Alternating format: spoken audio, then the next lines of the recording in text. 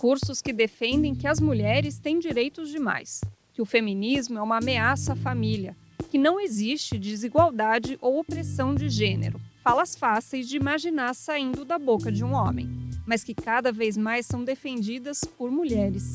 Nas redes sociais e podcasts há uma onda de influenciadoras antifeministas. Um levantamento da consultoria LLYC mostra que no X, 56% das mensagens sobre feminismo têm como objetivo atacar o movimento. Uma realidade que se reflete também na política. Projetos de lei que vão contra os direitos das mulheres são apoiados por parlamentares mulheres de extrema-direita. Foi o caso do chamado PL do Estupro, que previa equiparar o aborto realizado a partir do 7º mês de gestação ao crime de homicídio, inclusive no caso de gravidez em decorrência de violência sexual. No BDF Entrevista de hoje, vamos abordar o que explica o fenômeno das mulheres antifeministas e a disseminação desse tipo de discurso no ambiente digital. O que elas ganham com isso? E o que as mulheres perdem quando esse tipo de ideia se espalha? Olá, eu sou Luana Ibelli e esse é o BDF Entrevista. E para esse papo sobre antifeminismo e resistência, eu recebo aqui comigo a comunicadora e publicitária Caroline Sardá, que tem um trabalho na internet de combate às fake news, sempre procurando combater aí o que distorce o movimento feminista. Muito obrigada, viu, Caroline, por estar aqui com a gente hoje. Eu que agradeço o convite, é uma honra estar aqui conversando com vocês sobre esse tema. Bom, vamos lá, queria que você começasse explicando, Carol, o que está por trás dessa onda antifeminista com esse amplo apoio de mulheres, como a gente viu um pouquinho antes? Então, com o aumento da desinformação nas redes, principalmente voltados para difamar o movimento feminista, inventar coisas sobre o movimento, acaba desinformando muitas mulheres também sobre o movimento feminista. E nós sabemos que no sistema onde nós vivemos, que é bem patriarcal, existem mulheres que vão optar por esse antifeminismo também por uma aceitação. De aceitação nesse meio muito violento, nesse meio onde as mulheres sofrem muita violência e pensando que estando do lado de quem está cometendo essa violência, de quem está oprimindo e sendo vista como uma opressora também, como muitas gostam de se denominar quando são antifeministas, que elas também são opressoras, é que acaba que elas não são como a gente, né? Como as feministas, elas não têm esse estereótipo que nós temos, que é um estereótipo inventado nas redes. Então, há muito tempo já existem antifeministas. Desde quando existe o avanço do direito das mulheres, já existe uma necessidade de conservar os direitos dos homens e também de ter um retrocesso desses direitos. Pois se vê que os direitos das mulheres são privilégios, o direito à licença maternidade é um privilégio, o direito ao voto que as mulheres tiveram foi um privilégio, porque quem é racional é o homem. Então existe todo um pensamento também já na sociedade há muito tempo que sempre foi muito contra o direito das mulheres. E é natural que exista uma resistência, só que essa resistência se fortalece muito com a desinformação. E aí nós pensamos que quem vai ser contra o direito das mulheres são homens. Mas a grande maioria também são mulheres que são contra esses direitos, porque acreditam que, sendo contra esses direitos, elas também vão ter uma certa aceitação desses homens também. E além disso, envolve muito que algumas pesquisadoras já falam que é essa crescente do conservadorismo também entre os jovens. Tem muitas antifeministas de 16, 17 anos que se identificam dessa forma porque hoje o conservadorismo está muito forte nos jovens. E existe uma pesquisa de que, à medida que cresce o progressismo, que nós temos muitos acessos a direitos, existe também toda uma reação retrógrada, reacionária e conservadora que quer impedir esses direitos de avançarem, pautas de avançarem. Então aí entra o que nós vemos aí, né, de PL do aborto, de PL da gravidez infantil, que mesmo que nós tenhamos acesso já ao aborto em caso de estupro, anencefalia, malformação fetal, existem antifeministas no Congresso, mulheres antifeministas, que estão fazendo propostas para retroceder esses direitos. Então elas também servem como uma grande ferramenta desse sistema para tentar retroceder o direito das mulheres como alguém que se parece com a gente. Exato, eu ia tocar exatamente nesse ponto, porque quando você coloca uma mulher nessa posição, outras mulheres olham e falam, olha, eu posso ser assim também, se ela está dizendo isso, porque eu também não posso acreditar em tudo isso. Então é uma estratégia muito bem elaborada, mas também é importante fazer um comentário que a gente não quer trazer aqui a visão de que as mulheres estão por trás de todas essas engrenagens e são as grandes responsáveis pelo antifeminismo. A gente está falando de uma engrenagem machista e coordenada por homens, principalmente. Exato, a estrutura em si ela é patriarcal. Então, antes mesmo de surgirem mulheres contra o Direito das Mulheres, já existiam homens contra esses direitos, sabe? Até filósofos iluministas famosíssimos, como Rousseau, era contra o acesso à educação para as mulheres. E aí surgem feministas como Mary Wollstonecraft questionando isso. E sempre, ao longo da história, vão existir pessoas que não vão querer o acesso ao direito das mulheres, mas que hoje, por exemplo, essas mesmas pessoas que se dizem conservadoras, reacionárias, de extrema-direita, fazem uso desses direitos. E é muito interessante quando nós falamos sobre essa questão de colocarmos mulheres nesse papel de antifeminista, e isso convence mais mulheres, porque é totalmente estratégico. Existem quantas parlamentares antifeministas que falam: eu hoje estou aqui nesse lugar e nunca precisei do feminismo. Mas quem que lutou pelo direito ao voto? Quem que foram as sufragistas? Eram antifeministas? Ou eram sufragistas feministas, sufragistas cristãs, sufragistas liberais? Nenhuma delas era antifeminista. Mas hoje existem parlamentares antifeministas, parlamentares que usam o acesso à política que foi dado lá atrás pelas mulheres que lutaram por isso, para hoje estar votando contra o direito das mulheres. Então elas entram nesse espaço de poder, são uma ferramenta de manutenção do patriarcado e elas representam as mulheres. Então é aquele discurso, né? Ah, vote em mulheres, se você é mulher, vote em mulheres. Tome cuidado com esse discurso. Porque nessa lógica de vote em mulheres, o patriarcado já colocou mulheres conservadoras para você votar também. Mulheres extremistas, mulheres que retrocedem o direito das mulheres, que questionam esses direitos. Nós estamos vendo agora deputadas antifeministas querendo acabar com a cota feminina em partido. Deputadas que entraram pela cota feminina em partido.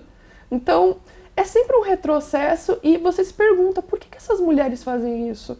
Porque elas estão no poder, porque elas querem aceitação nesse meio e porque elas fazem parte, na grande maioria das vezes, essas que estão em posição de mudar a política, uma classe bem diferente da nossa, numa classe de poder, de dominação, de opressão mesmo.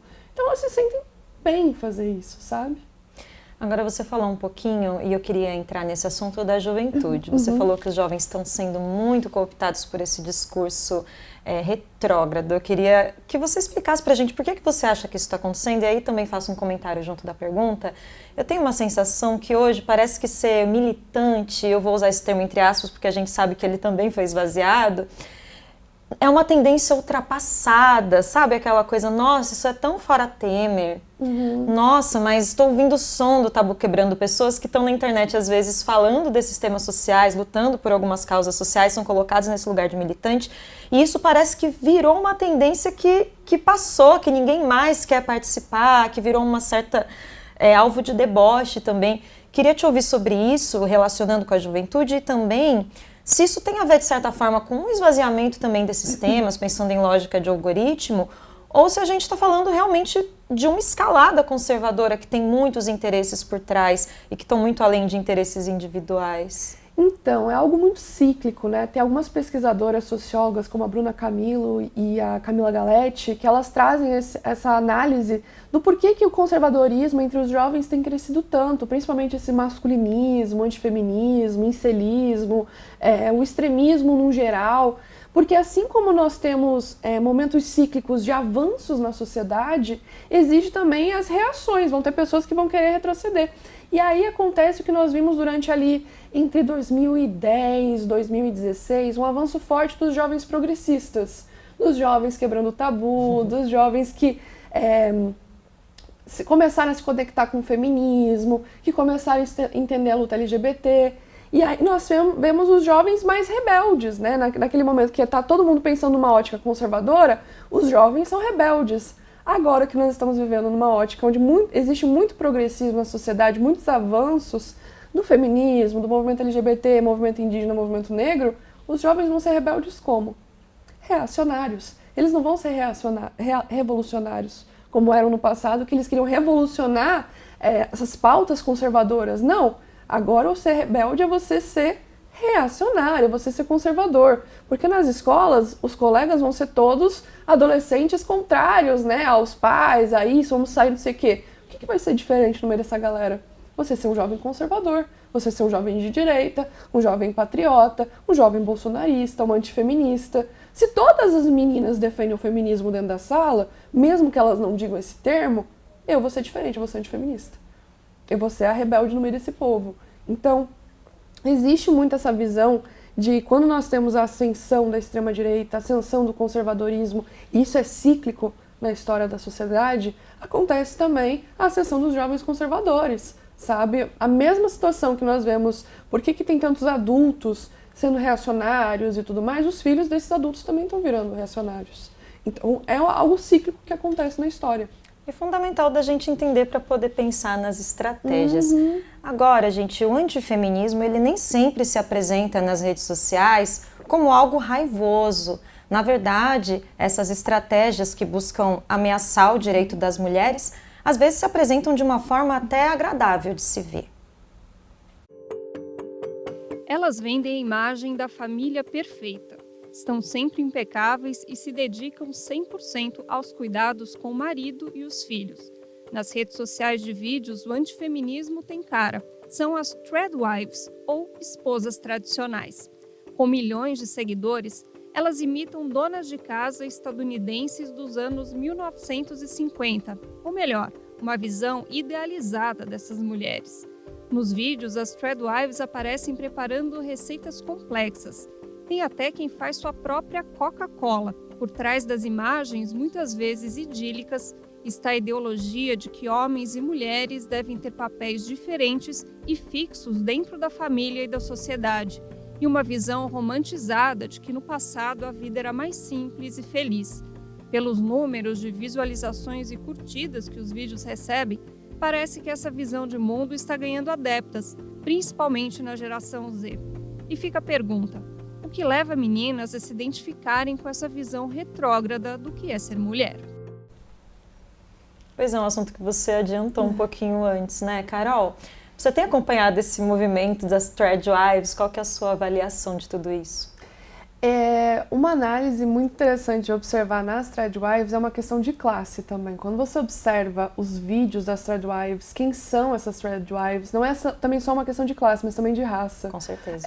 Quem tem esse privilégio de ser dependente completamente financeiramente do seu marido, sem o trabalho fora de casa, porque o trabalho dentro de casa continua sendo trabalho, as Threadwives trabalham 24/7, né? Elas estão o tempo inteiro cuidando dos filhos, limpando a casa, fazendo comida, fazendo a própria manteiga. E também são influenciadoras, vamos dizer isso, elas estão ganhando dinheiro com esses vídeos. E daí as pessoas olham e pensam: eu vou seguir essa vida, vou totalmente trabalhar dentro de casa, vou ficar cuidando dos meus filhos, meu marido vai prover, mas na verdade não é bem isso que acontece. Essas influenciadoras monetizam nos seus conteúdos e elas ainda têm uma vida bem diferente das nossas, que tem essa opção de ficar em casa, cuidando dos filhos, trabalhando apenas no lar.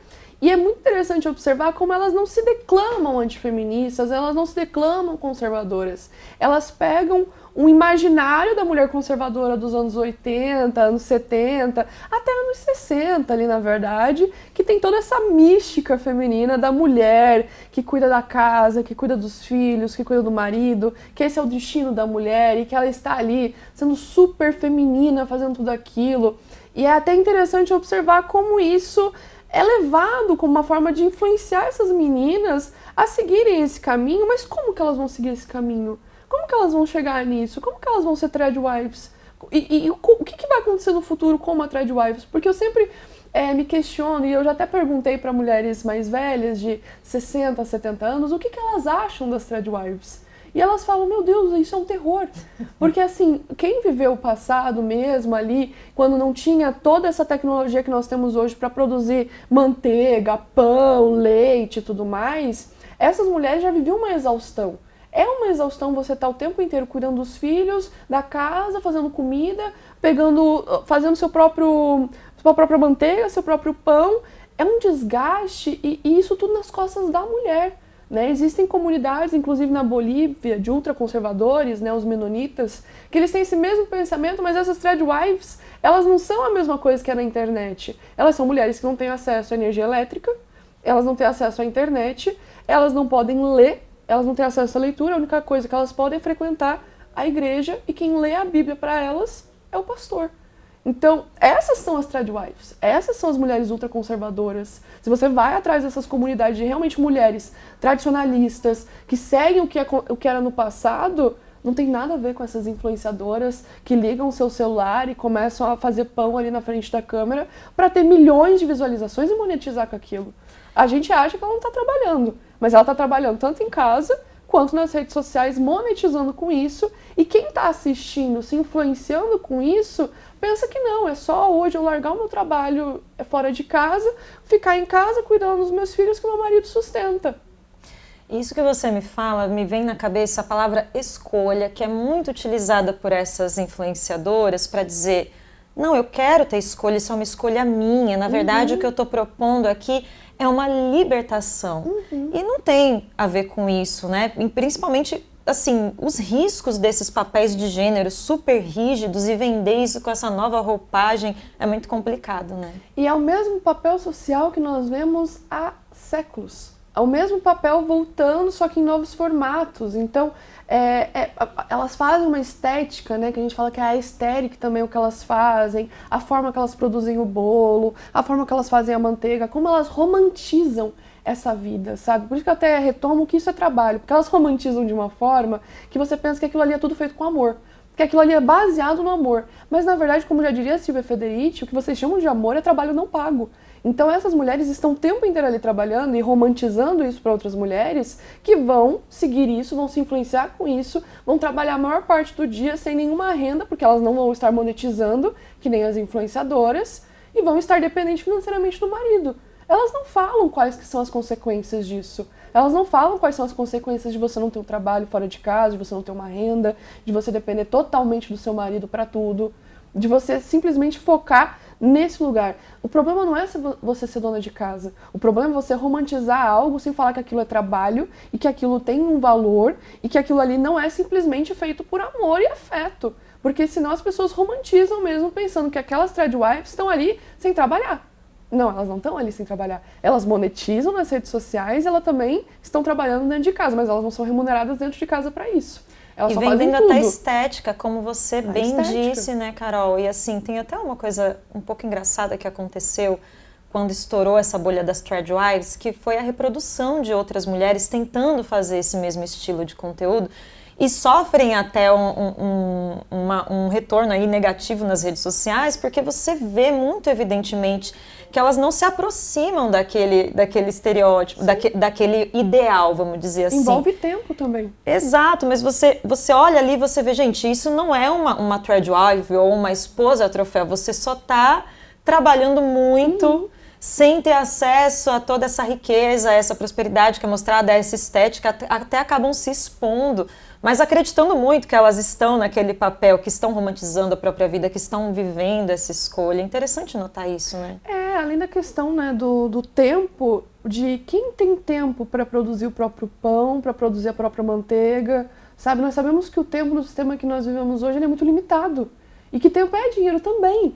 Então, assim, essas mulheres que elas têm esse tempo de fazer tudo, de produzir tudo do zero, de cuidar da casa, de ter 15 filhos, de ter tantos filhos quanto Deus quer que tenha, quem tem tempo para tudo isso hoje? Quem tem condições para isso? Por isso que logo no começo eu falo sobre ser uma questão de classe e raça também.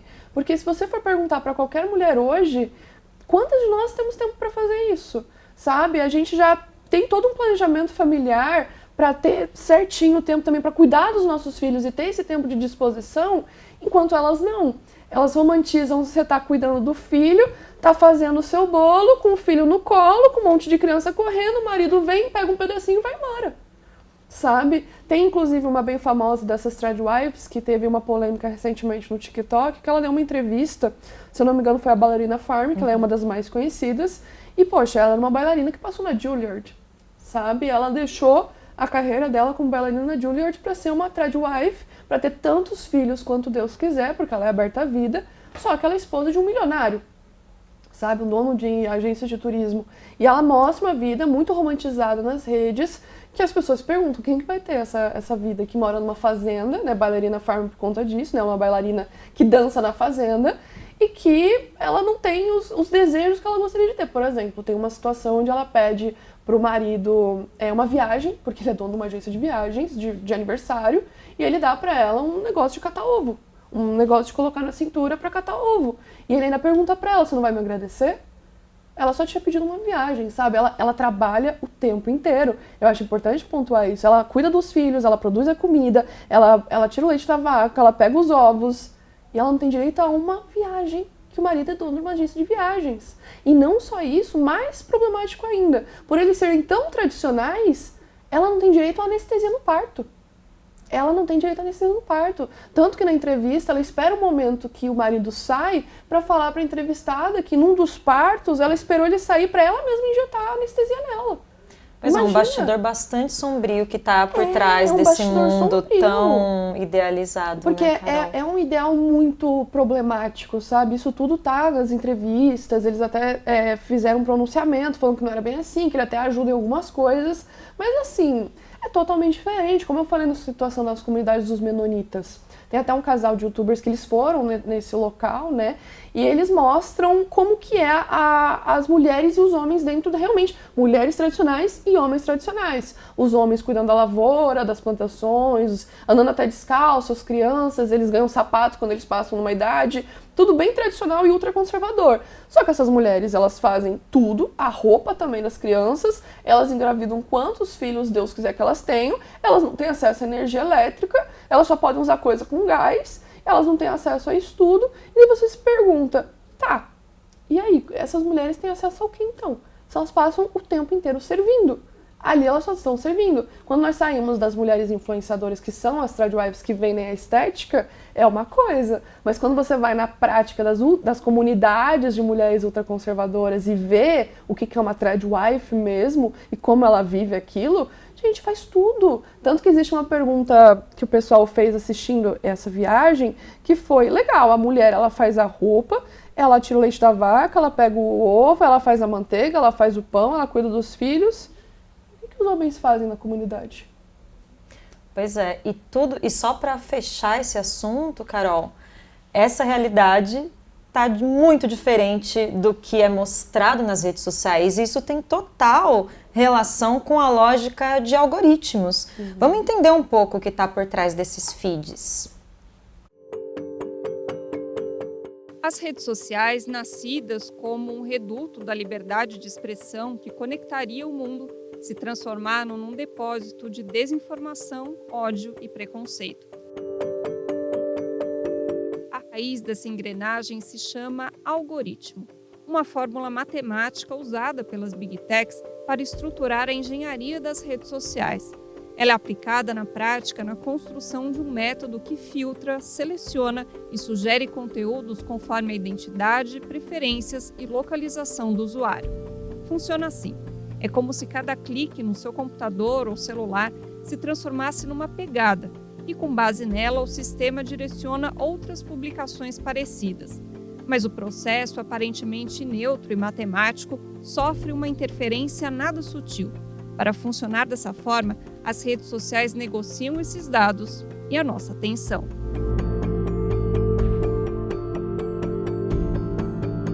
Pesquisas têm revelado que as principais plataformas digitais têm favorecido a difusão de conteúdos de ódio, principalmente contra as mulheres.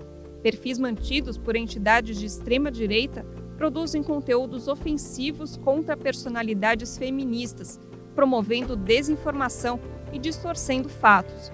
Foi o caso, por exemplo, de uma produtora audiovisual conservadora aqui do Brasil, que bateu recordes de audiência com um documentário atacando Maria da Penha, ícone da luta contra a violência de gênero no país. Mas quem configura o algoritmo para privilegiar discursos de extrema-direita? E como a lógica de monetização e da busca incessante por likes privilegia uma visão conservadora de sociedade?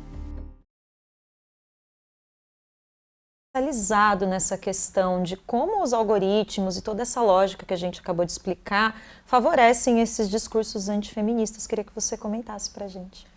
Então, eu até analisei, né, tanto as estratégias por trás da divulgação desse documentário que foi feito sobre a Maria da Penha, quanto o conteúdo do próprio documentário e as próprias plataformas, como elas amplificam conteúdos misóginos, desinformação, como existe sim um mercado da misoginia nas redes sociais, né, como já foi pesquisado pela própria NetLab, esse mercado da misoginia que gera lucro. E esse documentário, ele vem nessa levada também desse antifeminismo, desse masculinismo, dessa ascensão do conservadorismo, de questionar algo que já estava consolidado, que é a Lei Maria da Penha. Uma lei de violência doméstica, uma das mais revolucionárias que temos no nosso país e no mundo, uma das mais completas. E por que esse documentário surge? Ele não vem do nada. Eu falo até nos meus vídeos, nas minhas lives, que esse documentário ele surge primeiro nessas bolhas antifeministas e masculinistas, nessas bolhas de desinformação que se formam na internet e que não existe nenhuma regulamentação para que essa mentira, essa desinformação seja removida das plataformas. Então esse documentário ele vem para pegar toda a conspiração que já existia nas plataformas, a desinformação que tinham em grupos masculinistas e antifeministas, e coloca num ótimo produto para a galera consumir. Num bom audiovisual, numa boa história, uma boa jornada do herói, para fazer com que o agressor da Maria da Penha saia como uma grande vítima e ela uma grande vilã vingativa. Então, eles pegam todo o processo, procuram teorias no meio do processo, tipo, mas aqui o que aconteceu com essa arma? O que acontece com esse recibo? O que aconteceu com esse documento que está diferente na página do processo e é diferente que o Marco Antônio tem? Então, tem toda uma conspiração criada ali dentro e a forma como é produzido esse documentário faz com que a pessoa que assista acredite.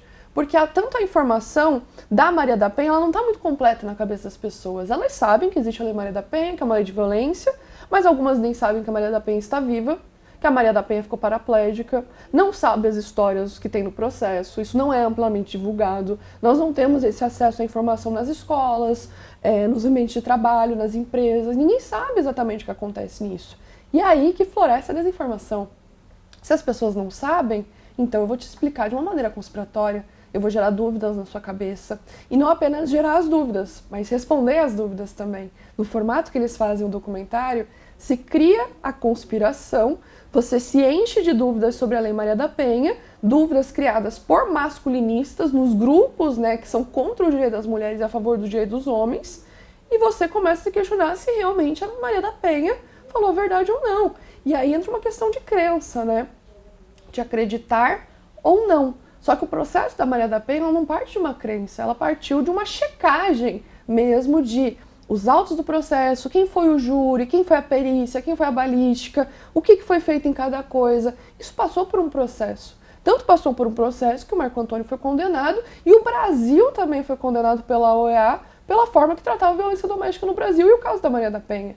Então tudo isso foi investigado, foi checado, foi julgado, sentenciado, condenado, para agora, mais de 20 anos depois, uma produtora produzir um documentário investigativo que não investiga de verdade, sabe? Existem muitos canais, aí até de true crime, né, que a galera gosta de investigar também, que pegaram esse documentário para falar, não, vocês não investigaram isso daqui.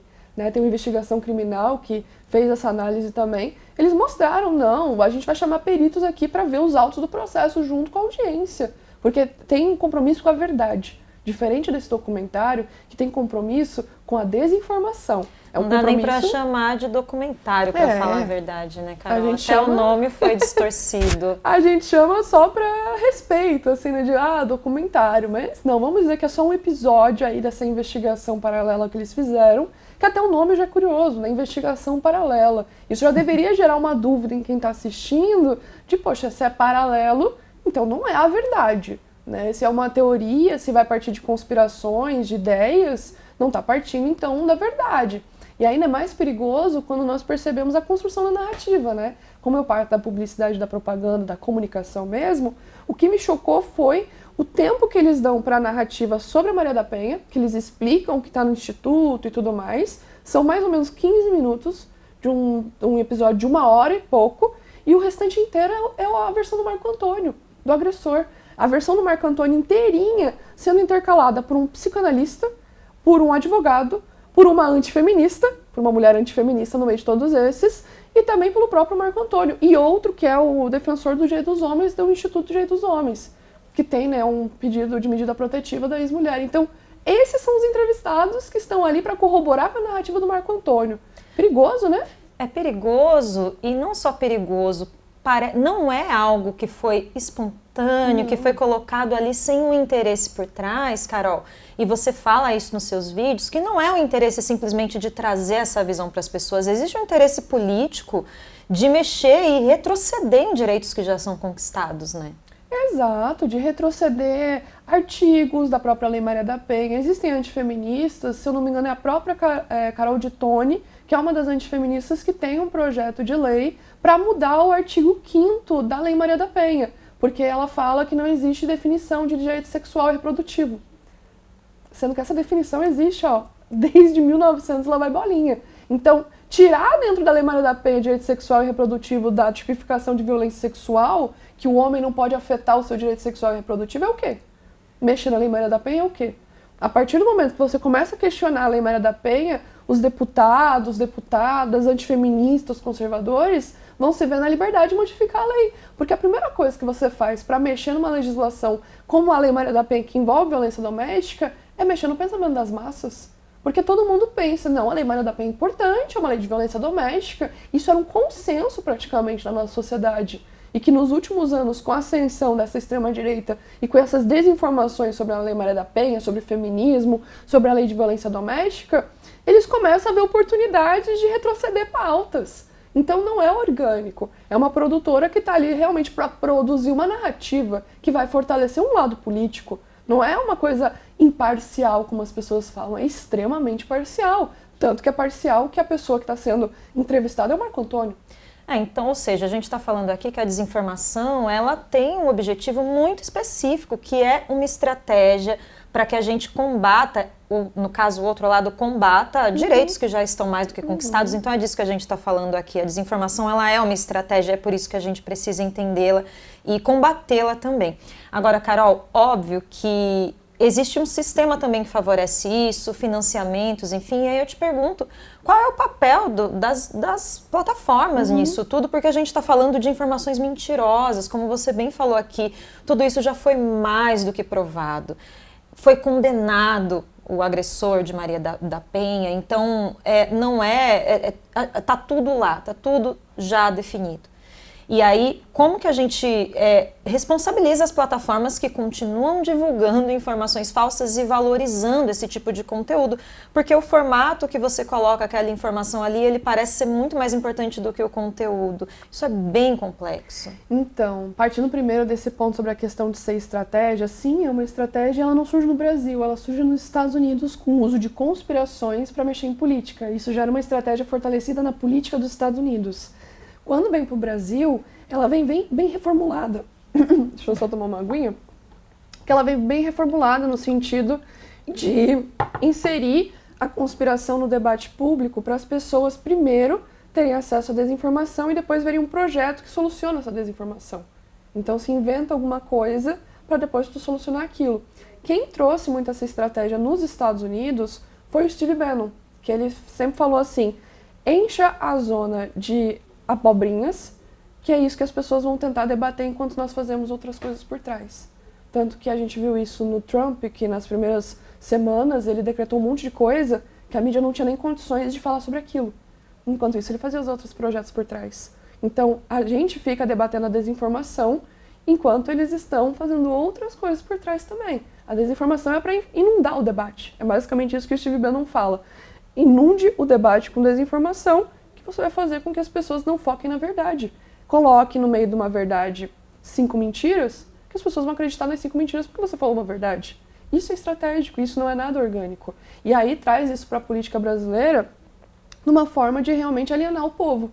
Se o povo não tem acesso à informação, as redes sociais não são regulamentadas, não tem educação digital, como que eu vou informar essas pessoas? Porque o importante para punir as plataformas é a regulamentação das redes sociais. Só que as Big Techs não têm interesse nenhum em regulamentar isso não. E os políticos também não. Nós não podemos partir da inocência de achar que os políticos brasileiros querem regulamentar as redes, porque como eles vão fazer campanha eleitoral? Como que eles vão fazer projetos? Como que eles vão viralizar no TikTok e no Instagram falando absurdos no plenário? Como que eles vão fazer cortes das comissões falando mentiras e um monte de fake news, postar nas suas redes e não ser punido por isso?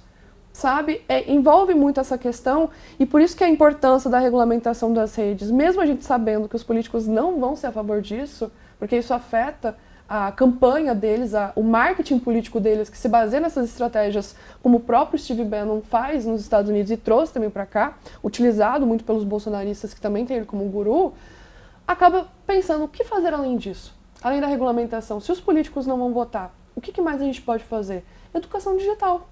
Educação digital mesmo no sentido das pessoas saberem checar a informação. Não simplesmente acreditar num político, acreditar num vídeo, acreditar num antifeminista, num masculinista ou num documentário.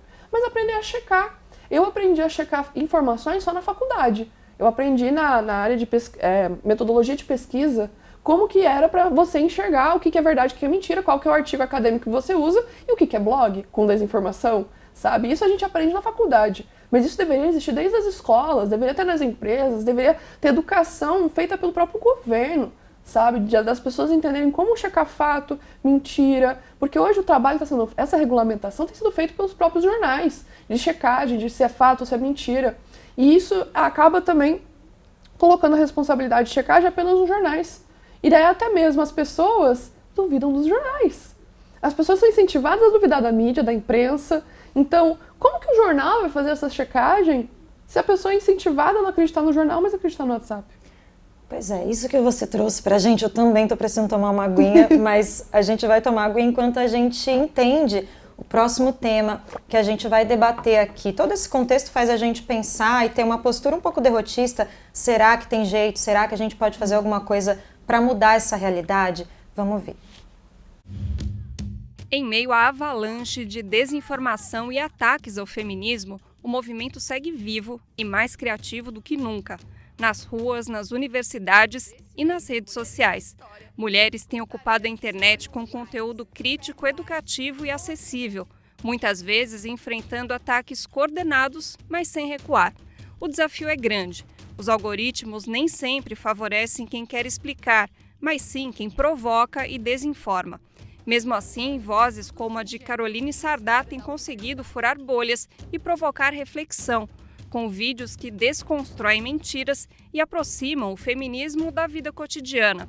Com uma linguagem direta e foco no combate às fake news, Caroline representa uma nova geração de criadoras que não abre mão do diálogo, mesmo em um terreno tão hostil quanto as redes. Que legal, né, Caroline? Você realmente tem conseguido furar a bolha e a pergunta é como? Como você faz isso para o teu público e consegue combater esse contexto que é tão difícil? É porque eu parto, diferente de alguns colegas meus que são criadores de conteúdo que são da história, da sociologia, eu sou da comunicação. Então, como eu sou da publicidade e propaganda, eu estudo os algoritmos, eu estudo a comunicação, eu estudo o vocabulário, eu estudo o que as pessoas estão pesquisando, o que está na boca do povo, o que o pessoal está vendo ali no metrô, para eu falar daquilo também, mas por outra visão. Então, eu vejo o que está sendo desinformado também nas pessoas e tento informar. É aí que nasce também o meu conteúdo, dessa ótica de sempre tentar gerar senso crítico nas pessoas. Mesmo que isso doa em quem está vendo meu conteúdo, como eu sempre falo, os olhos das pessoas vão arder porque elas estão saindo da caverna. Então, as pessoas vão ter contato com o meu conteúdo com mais facilidade do que em alguns conteúdos que vai ter um vocabulário mais rebuscado, mais acadêmico, porque é exatamente isso. Eu busco tentar dialogar com todas as pessoas, até aquelas que não têm o mesmo nível de formação e consciência de alguém que está numa academia, né, que está numa universidade, que tem um entendimento aprofundado daqueles temas, para passar daquilo da forma mais didática possível. Porque eu acredito que todo mundo tem que ter acesso à informação de qualidade. E é com informação de qualidade que a pessoa não vai ter acesso à desinformação. E quando ela tiver acesso à desinformação, ela vai se questionar. Ela vai falar, poxa, mas eu lembro que eu estudei isso daqui antes, que eu aprendi sobre isso daqui, eu vou checar essa informação. Então, o meu conteúdo ele é sempre muito voltado para a pessoa não ter aquela fé em mim, aquela crença em mim de que eu estou falando a verdade. É assim, eu estou te falando uma coisa, mas eu quero que a partir daqui você busque mais conhecimento. Eu quero que você pesquise, que você cheque, porque diferente desses comunicadores de extrema-direita, eles trazem a verdade pronta para a pessoa. A verdade toda cheia de manipulação, de narrativa. Eu já venho por outra ótica, eu já venho com o lado de isso daqui é mentira, isso daqui é verdade. Você vai lá, tem aqui o documento, como eu fiz no caso do INSS, que é uma situação que dá para citar de exemplo, que eu falei, tá aqui todos os prints do que é verdade e o que é mentira. Aqui está o número do relatório do TCU. Pesquise. Vai você por conta própria. Eu não quero que você acredite em mim e eu não quero que você acredite no Nicolas. Eu quero que você cheque. Porque é diferente. As pessoas acham que a internet você tem que acreditar nas coisas. Não, você tem que checar as coisas. E é isso que eu tento pregar tanto nos meus conteúdos. Porque como comunicadora, como alguém que vem da publicidade e propaganda, eu sei como a mentira pode influenciar alguém a uma tomada de decisão errada. Uma tomada de decisão errada, tanto de votar em alguém que manipulou uma informação, tanto uma decisão errada de jogar um tigrinho, tanto uma decisão errada de comprar um produto que é um encapsulado placebo. Eu sei dentro da publicidade e propaganda como a mentira vende e como as pessoas conseguem pegar uma mentira, criar uma boa narrativa e fazer aquilo parecer uma verdade. Então, agora daí, eu vou fazer né? um comentário, Carol, te interrompendo, é que você fala muito de que você estimula as pessoas a não acreditarem. Mas você acredita muito nas pessoas para quem você está falando, porque essa postura pedagógica é de alguém que acredita que uma pessoa que está ali, ela só está desinformada, talvez, e que ela tem a oportunidade de encontrar uma informação nova e mudar de cabeça. Eu acho que isso é uma postura tão interessante de se ter e tão importante para conseguir furar a bolha como você tem furado, né? Então, é por eu ser militante mesmo. Eu sou uma pessoa militante, eu sou uma pessoa ativista, eu sou política, né? Não política institucional, eu não sou deputada, eu sou política porque eu faço política todos os dias. Eu tô ali o tempo inteiro pautando política. E eu acredito no ser humano porque eu acredito na mudança da pessoa. Eu acredito que se uma pessoa, como por exemplo aparece nos meus vídeos, ela começa a ver meus debates e ela é uma pessoa conservadora, ela tem acesso a um questionamento para aquilo que estava tão concreto na cabeça dela até então, que ela pode mudar de opinião, por que não? Sabe? É por isso que eu acredito nas pessoas. Por eu ser militante, eu sei que as pessoas têm possibilidade de mudança, eu sei que a sociedade tem possibilidade de mudança. Se eu acredito na transformação social, se eu sei que é possível transformar a sociedade, que é possível superar tudo isso que nós temos hoje, não tem como eu não acreditar nas pessoas, porque a transformação social também parte de acreditar que alguém pode mudar de consciência, que alguém pode aprender, que alguém pode estudar. Eu tenho um entendimento que a educação no nosso país é muito sucateada, que o professor não tem tempo dentro de sala de aula de sair da grade e tentar instigar o senso crítico, sabe? Trazer uma educação libertadora. Eu sei que isso é difícil no sistema que a gente vive, então por isso que eu acredito tanto nas pessoas. Eu acho que muitas são levadas ao erro, muitas são enganadas, eu até chamo isso de estelionato intelectual, que as pessoas são levadas ao erro, elas são induzidas a acreditar em algo como verdade, como um golpista. Tanto que as pessoas que mentem na internet, que criam desinformação, que criam conspiração, na minha visão, agem como golpistas, como estelionatários da verdade. Eles não estão ali para te informar, eles estão ali para te enganar, para eles saírem no lucro, no benefício. E eu acho que sim, isso deveria ser criminalizado. Pessoas que criam fake news, que compartilham conspirações, que incentivam esse ódio, como acontece com a Maria da Penha, sabe? Eu acho que isso tudo deveria ser extremamente responsabilizado e tratado de uma maneira séria, porque isso incentiva voto, incentiva compra, incentiva desejo, incentiva tudo nessas pessoas. Então, é entender que o ser humano, ele pode ter uma mudança, ele pode conhecer, aprender, mudar, evoluir. E é por isso que eu sou militante, sabe? Se eu não fosse militante, eu não acreditaria na mudança das pessoas. Eu acharia, não, essa pessoa é de direita, ela vai ser de direita para sempre. Mas não é assim, pelo menos não é assim que eu vejo nos debates que eu vou, nos feedbacks que eu recebo, nos comentários dos meus vídeos, de pessoas que são de direita e falam, cara, eu sou de direita, mas eu concordo com você nesse tema. Eu acho que em relação a bets, por exemplo, é por esse caminho. Eu acho que sim, tem que regulamentar as redes, porque também acho que tem outros políticos que desinformam.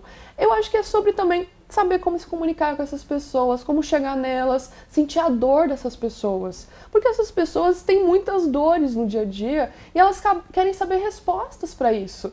E se a extrema-direita está trazendo respostas simples para problemas complexos, eu também tenho que chegar nas pessoas e falar, tem uma resposta complexa, mas vamos tentar te explicar de uma maneira simples? Isso então, é muito legal, caminho. Carol. Você tem caminho. seguido esse caminho e a gente percebe o quanto esse conteúdo tem chegado em muita gente e também é por isso que você está aqui. Milhões, menina, milhões. Essa semana eu fiquei chocada porque eu nunca tive tanta visualização no meu perfil e eu cheguei em 16 milhões de visualizações. Isso para quem é uma comunicadora que tem um nicho muito à esquerda, que tem um pensamento feminista, pô, é muito difícil, né? Porque as redes sociais não beneficiam a gente. As redes sociais boicotam conteúdo, censuram. Quem fala de Palestina cai o vídeo. Quem fala de feminismo tem uma menor visualização. E apesar de tudo isso, você tem conseguido fazer tudo isso que você faz, Carol. Quero te agradecer, o nosso tempo acabou, mas muito obrigada por essa entrevista.